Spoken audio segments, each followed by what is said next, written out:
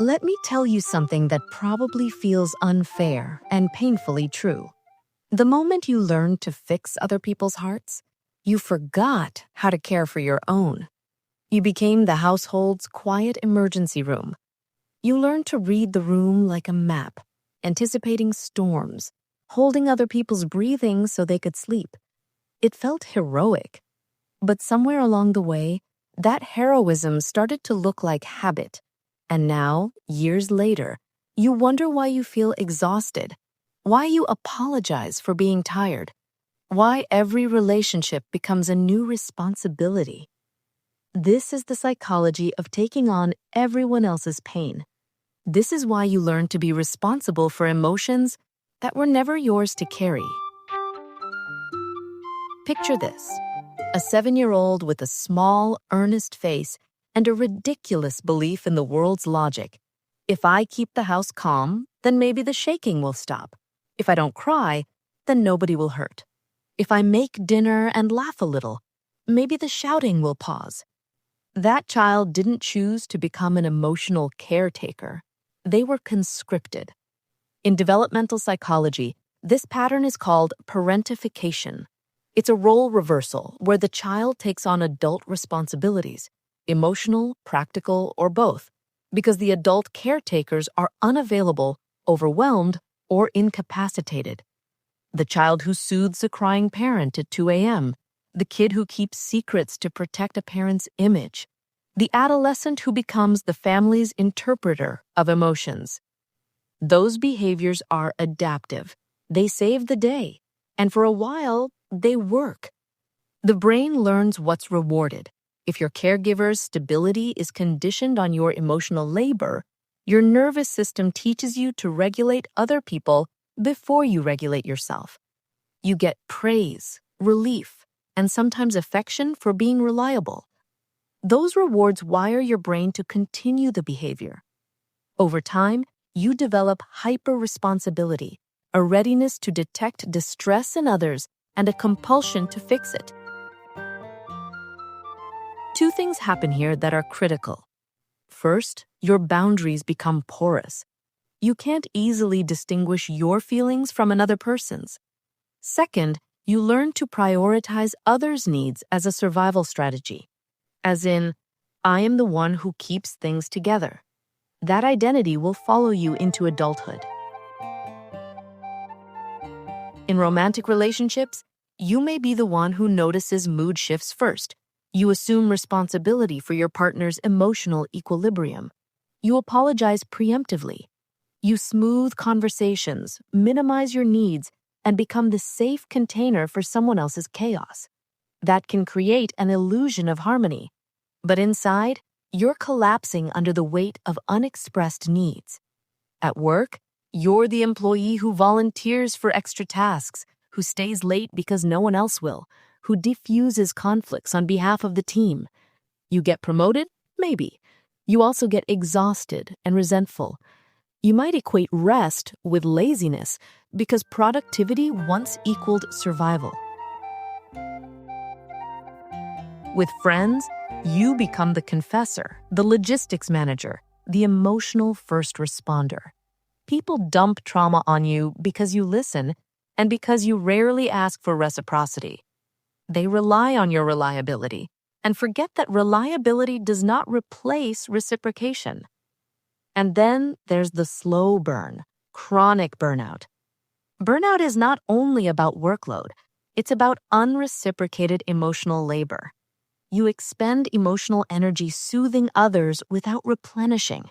Over time, this leads to depression, resentment, and a numbness that feels shameful because you once equated your value with how much you could give.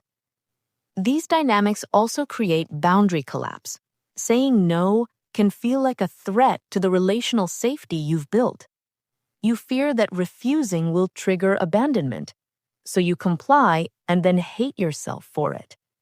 That internalized conflict becomes a persistent background noise, a rumbling of guilt and exhaustion that never subsides. Shame is the quieter partner. When you finally recognize your limits and set a boundary, Shame whispers, "You're being unreasonable. You're not the kind person you used to be." That whisper is often the echo of an invisible familial contract. We survive if you are the one who survives for us.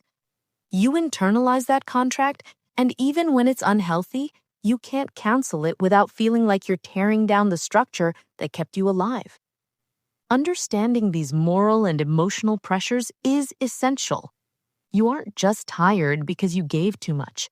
You're tired because you've been carrying a moral architecture that equates your value with self-erasure. That's heavy. Naming it matters.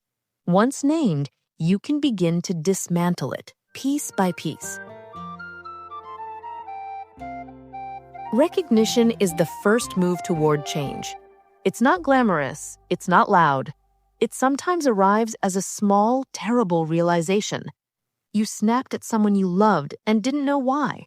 You cried alone and felt ridiculous for it. You felt invisible in a room full of people who depend on you. That realization is grief, and grief is honest. Here's how recognition often shows up. Physical exhaustion that sleep does not fix. Sudden irritability, the sense that your life is being decided by other people's emotional weather. Or the realization that you can't remember the last time you did something purely for yourself. Those are signs that you've been metabolizing others' pain at the expense of your own life. Here are practical steps built from clinical practice and trauma-informed approaches, designed for someone who was trained to be other-centered. Begin with small boundary experiments. Start tiny. Decline one social request this week, not because you're noble, but because your nervous system needs proof that no won't cause collapse. Use neutral language. I can't this time. No apology required. Practice regulated presence. Use breathwork or grounding for 2 minutes when you feel compelled to fix. Slow inhales and longer exhales help down-regulate sympathetic arousal. Before reacting to someone's distress, ask, is this mine to solve? That neuron needs training. Create restorative practices. Schedule non-negotiable self-time, a walk, reading, or a creative practice that has nothing to do with service. Defend this time like you would defend a critical meeting. You are building an inner caregiver. Practice saying, not now. It's not a rejection, it's a boundary. I can't help with this now, let's find a time tomorrow. Buys you space and shows that your life has limits. Reparenting exercises. Write a letter to your younger self, what they needed, what you can give them now. Read it aloud. This is not theatrical, it's integration work. Use micro-commitments to yourself. Start one promise you keep only for you. It's a neural contract, committing, following through, and experiencing self-trust. Part of recovery involves redefining what strength looks like. Softness is not surrender. It's a different form of power, the power to care for yourself as you once cared for others. Softness includes saying no, setting limits, seeking help, and investing in your inner life. When you practice softness, you model a new contract for the people around you, that love does not require self-erasure. That lesson can change relationships more than any amount of doing ever will. This is the quiet revolution, that you stop proving your worth through endurance and begin cultivating it through presence.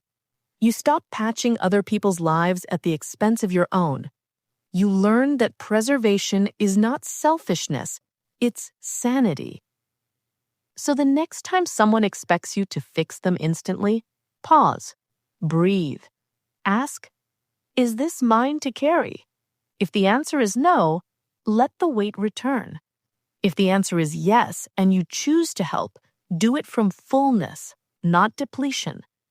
Teach your nervous system that giving can be generous and sustainable. In the end, Responsibility is a muscle you can retrain. It's okay to be reliable and also to be rested. It's okay to be compassionate and also to be guarded.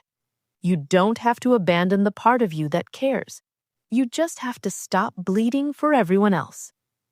You can be the person who keeps people safe, and you can finally keep yourself safe too.